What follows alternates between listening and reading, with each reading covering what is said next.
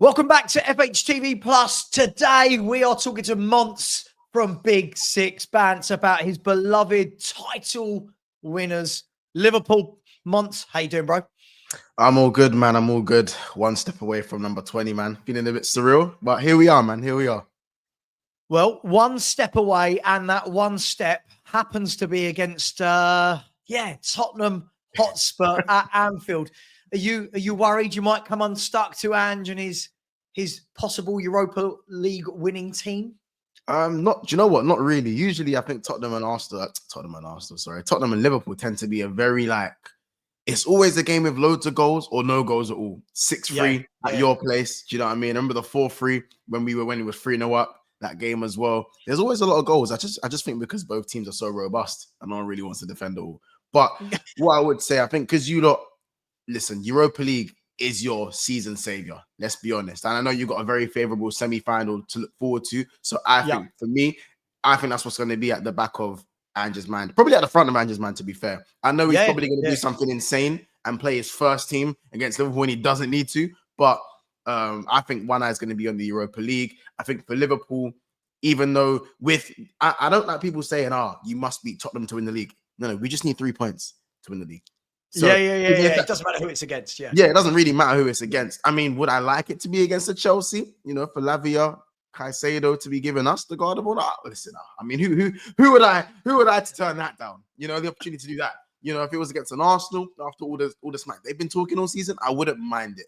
But for me, I kind of want the title done as quickly as possible so we can get the likes of Rio, the likes of Trent. I'd love for the young players to get that Premier League medal. I think it's going to mean a lot to them because, when Liverpool it looks like we're going to push for trophies next season and we're going to try and reinvigorate that squad. Even if we lose Trent, we probably are going to lose Trent. So for me, I feel like some of these young players might be sent on loan. So it'd be great to get them a medal. Even the likes of Chiesa, I think a few more appearances and he's eligible for a medal, even though maybe it hasn't worked for him from a personal standpoint. But I just think in terms of a Tottenham-Liverpool standpoint, I think we should win the game just because for me, I just think Tottenham aren't going to be really bothered about the Premier League. They can't get relegated. You're looking at the Europa League. Even if we were bothered, we're so bad away from home. I wouldn't worry about it, mate, in any way, shape or form. I'm just glad that Spurs can play some part in this title race, even if it is by letting you guys win it. Listen, Monts, when I asked you to do this video, as always, I always say to my guests, give me a quote. And your quote was nice and simple. It was, Slot has set his standards. Now, obviously, you are going to win the league title. Van Dijk has signed a contract. Salah has signed a contract as well. So when you say he set the standard, are we talking about winning titles? Are we talking about performances? Are we talking about retaining players? What did you mean? It's a bit of everything. I think the first thought in my mind was definitely the points tally. We're looking at about 85 points minimum. I think we're still on course for about 94. I don't think we win every game to the rest of the season, but I think last season it was mid-80s last season, and that was deemed as the standard. And I think while transitioning to another manager, I think a lot of people were happy for that standard to kind of drop a little bit, just on the sense of realism and being realistic rather than being maybe a pessimist or, I think it was just generally fans being realistic. No one kind of knew Slot's background, and a lot of foreign managers have come in after world beaters of managers and it's not really gone their way. You look at Arsene Wenger, you look at Sir Alex Ferguson, maybe we'll see that with Pep Guardiola in a couple of years. We'll wait to see what happens then. But in our situation with Jurgen Klopp, you have to look at it in a sense that the standard stayed the same. It was a very seamless transition. For me, if you're able to make a seamless transition, then you have set the standard for yourself as a manager, especially in winning the league. It's not like we've come second and had a high points tally like what Klopp had done many times in the league. This is setting a point standard, setting a standard of points, an era of consistency, because there's this notion that Liverpool are limping over the line. Maybe you can look at performances and say that, but if you look at the points tally, we've actually lost 3 games in our last 12. We've lost 1 game in our last 12, and I feel like we've drawn 2 and lost 1. So we've only dropped points on 3 occasions in our last 12 games. To me, that sounds like title winning efficiency to me, or title challenging efficiency to me. So I feel like the standard he has set has almost increased from when Klopp was around by him making certain tweaks that he felt necessary. So I feel like he set the standard for himself. I'm not saying he needs to have 100% go and retain the title and we're going to sack him. No.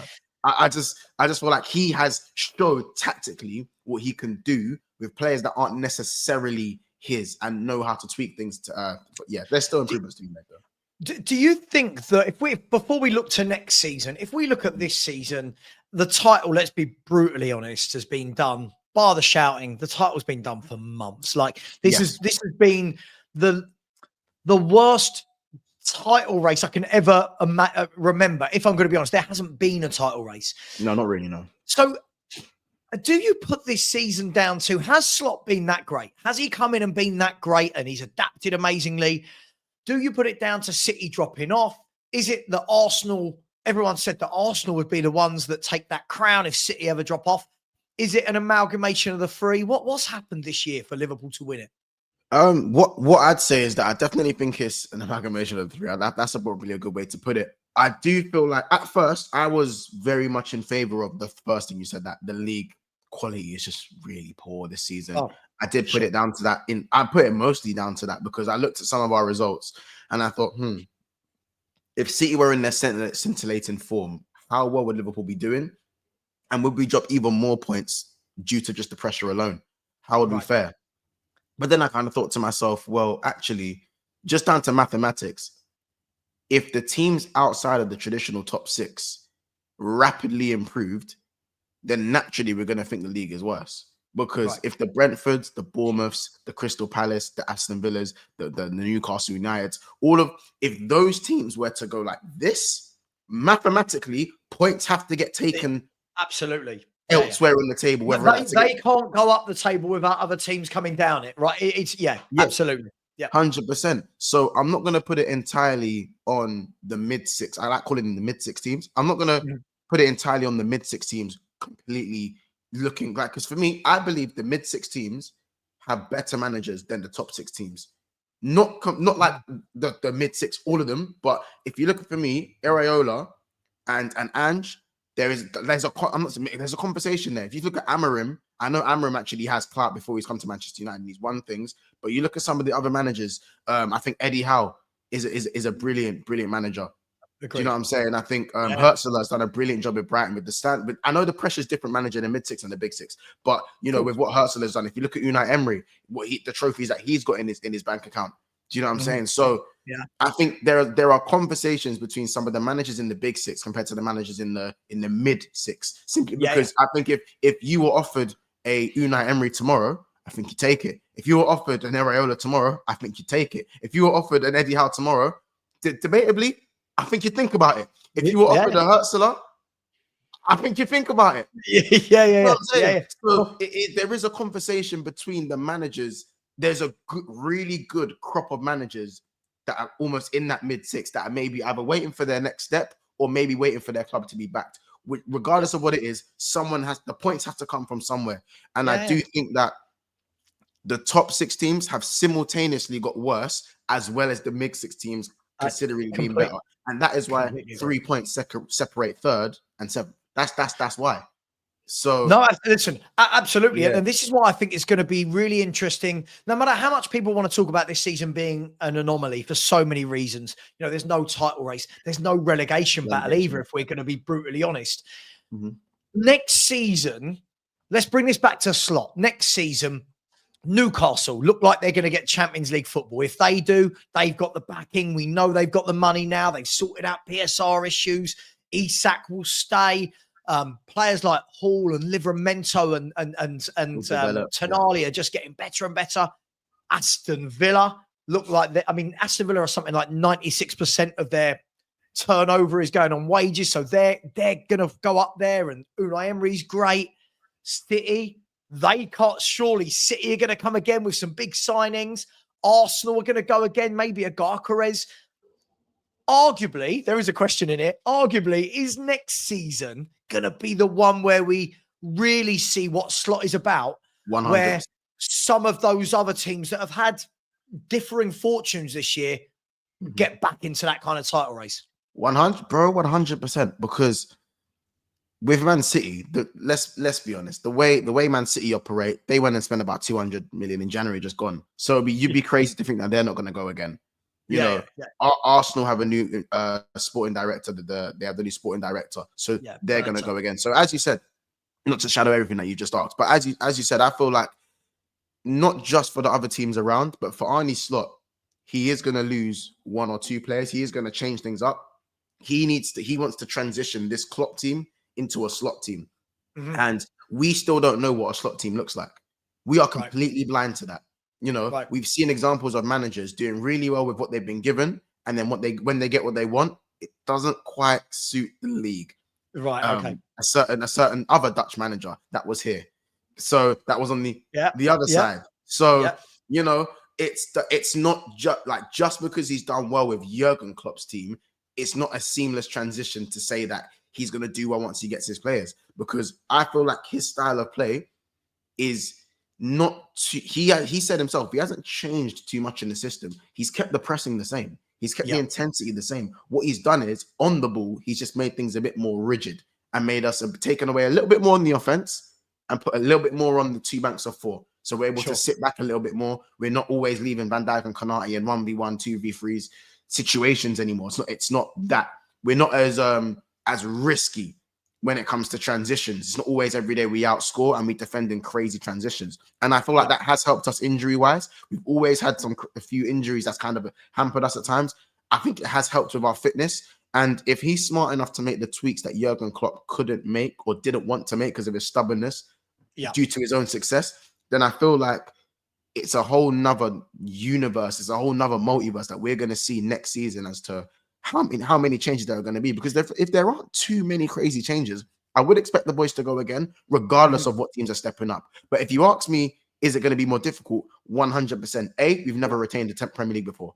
Never retained, for one. B, even though the squad, the spine of the squad will stay the same, maybe bar Trent Alexander-Arnold, every season is different, and no manager has a divine right to just automatically be challenging for the next season. No one. So for me, and if you ask me, would I rather the mid six do really well and it be harder to get 3 points outside of your big six fixtures, or would I rather Arsenal and Man City show what they can really do, like we saw last season? I'd rather the mid six be a lot better, 100%, because it affects the whole league. If you get Manchester City rolling at 100 miles an hour and Arsenal winning at 100 miles an hour, for me, it is hard. It is, on the face of things, difficult, because then you're getting 13, 14 wins in a row kind of thing. You're going back to that. You've got to go every game. You can't drop points. You're going back to that Klopp and Pep sort of battle that we saw with the 98, 97. In a minute, I want to talk about Van Dijk and Salah. Before we do, just from a Liverpool fan perspective, if next season, like many people are predicting, you're not going to run away with it, and you could, this is just hypothetical. Let's say you don't run away with it and you are in one of those battles and you find yourself 7-8 points behind at any one time. How are the Liverpool fans going to feel? Are they going to see that as going backwards from the fact that you've won it? Or do you think they're going to be a little bit sort of empathetic and sympathetic with him that, well, no, actually, this is him transitioning into Arne Slot's Liverpool, not Klopp's leftovers? I think it depends how hard you fall. Right. I think if the fall is monumental, then the agendas will probably have to agenda, and it probably might happen from inside the fan base as well. Because at the end of the day, it's not his team, and you have the whole notion that the league hasn't been as strong. So if that's the case, then arrows are going to be pointing at the manager as to say, so what's the difference? Was there never a difference with you in the first place, and everything around you was actually what was changing? Or was it that you know, it's just, you know, like that's kind of what it is. Is it are you flying everywhere, or is the universe just moving around you? Right. It's that kind of thing. So did you win because of you or because they didn't? Like it's that kind of, I get it. I get it. That's what I mean. So you know what fans are like as well. Like fans are, we're happy for 1 minute, and then it's like, right, what now? What next? What have you done for me lately? Right? What have you done for me lately? As Gulali would like to say, what have you done for me lately? I think that for me, it's going to be because he's winning a Premier League, he has a massive comfort blanket now. He's given Right. himself a massive blanket because at the end of the day, as great as Klopp was, he won one Premier League. Yes, context. Yes, context. I understand many cup finals, many semi-finals, won every other trophy, but in the Premier League, to win your bread and butter, 1 in 9. Yeah. When you look back at the history books, will tell us 1 in 9. Slaughter's in 1 in 1. So ultimately, from a Premier League standpoint, he has put himself in a conversation now that, well, will he be out of his depth or will he be able to continue running the race? I think it's very much up in the air. I'm not someone who's leaning just towards, oh my God, he's going to retain or we're going to be fighting for things next season. And I'm not simply, oh, he's going to fall off. The reason I'm kind of on the fence with it is because Mo Salah and Van Dijk have signed on. Right. So it's more about getting the best out of them while we strengthen the team around them. You can do that. How big was that? Like massive. You know, I had a chat the other day with Callum from Kopish, and this was before either of them have signed, and said, listen, like, I almost felt like Trent going is a blow, but I feel like you can get away with a right back leaving without, and no disrespect, fantastic footballer, but I think you can get away with that. Losing arguably the best centre back in world football and arguably one of the best goal scorers in world football in the last 5 seasons. You couldn't replace that, could you? So that is massive, right? Yeah, 100%. And it's not even a Mo Salah and Van Dijk thing, in my opinion. It's about seamless transition. This is what I think. This is what FSG has. They want transition to happen without falling off the face of the earth. That's what they want to do. I think we know they're not going to have 5-6 years left in them. We know how old they are, and it's not about the spine. It's about being able to maintain, pushing for trophies, pushing for that Premier League, and at the same time transitioning into what the new manager, the new philosophy, because it's not just Arnie Slot that's come in. It's Richard Hughes, Michael Edwards is back at the club. So therefore, if we are ideally starting again, what usually happens is you drop into a top 4 battle, or even worse, a top 6 battle, and some teams don't even get back. It's happening in front of us right now. You know, some teams don't get back. It's happened to you guys. It's happening to Man United. Chelsea are spending all the money, and they're only now. And even now, it's not guaranteed they finish in that Champions League spot. So the reason these contracts are so important is because it gives us 3 to 5, minimum of 3, maximum of 5 windows to rebuild this squad around the spine that has been working year in, year out. And the proof is in the pudding. Van Dijk, Salah, Alisson, and Trent have been here for the last 5 years and have won the Premier League once. So the spine has actually stayed the same. The spine is important, but it's what you do around the spine to protect. You still have to protect your spine. You can't burn out the players that you rely on. There has to be help from all these other areas. For me, Gravenberch, or Gravy Boat that I like to call him, coming in it, being molded into a DM. Cody Gakpo being put into, being placed into his actual left wing position. You know, those are the 2 changes for me that have won us this Premier League alongside of us having our spine. Yes, the spine as well as Premier League. Yes, Alisson, brilliant. Salah, brilliant. Those guys have been, they're always going to be good. But they've shown that this spine, as Liverpool fans won't like this spine, the 4 players weren't good enough to win the league year in, year out because they didn't. That's the bottom line. Yeah, you've got to have all the pieces around it. Yeah, you've got to world-class players. Yeah, world-class players. But if you know, we'd have more Premier Leagues if those 4 were good enough year in, year out, and they are great. So for me, what it does is, if Virgil and Salah and Alisson are still there, you now look at it and go, cool, we actually have this summer to build around the spine. We have January, if we need to build around the spine. And we have next year's summer to build around the spine, because every summer, every window, there's a different flavor of the month or flavor of the year, let's say, because it's a summer window.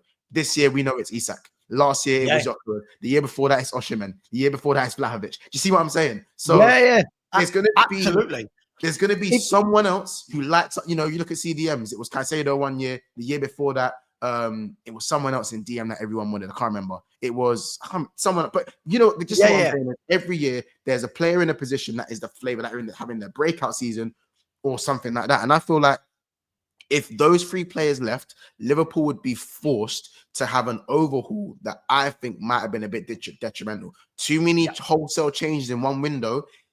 Go and look at Chelsea. And you see what that does. It's okay if you're changing Trent in a window, but to change Trent, Van Dijk, Salah is huge. Listen, and I think that's why you'll be back. Only my opinion. I think you'll be right up there next year. Look, let me finish off with some three really quick fire questions. Just really quick fire questions. Yep. One, will Liverpool win the league next season? No. Will Trent Alexander-Arnold be a Liverpool player next season? No. Okay. And that one. And will Arne Slot win the Champions League next season? Oh. No. I'm Well, gonna there's some positives to end on there, Mon. There's some three positives for the Liverpool fans to think about. 100%. Just need to see how. Do you know what it is? I just need to see how the window goes. I'm only saying no for the Premier League, by the way, because we've never ever retained it. Yeah. So to think that we've never done it before, we've never retained it. So I can't then say the manager's going to retain it. And for the Champions League, Arne Slot for me has proved very naive, I think, in the Champions League this season. For me. Yeah, definitely. I think you were very naive in the games against PSG. But look, Monts, I'm going to leave it there. Listen, good. I've got nothing against Liverpool. Good luck to you guys. I'm sure you will beat us next week. 4 days later, we play Bodo. I've got this feeling that we're going to literally roll over and you're going to tickle our bellies for fun. So listen, good luck for that. Congratulations on winning the league. Everybody who's watching this, if you're not coming over from Big Sixpence, please go and subscribe to Big Sixpence. You'll see Monts floating around lots of channels having loads of debates, and he doesn't hold back, which is my favorite type of content creator. Monts, thanks very much, mate. Really appreciate your time. Appreciate it, bro. All right. Take care, everyone. And until the next video, we'll see you soon.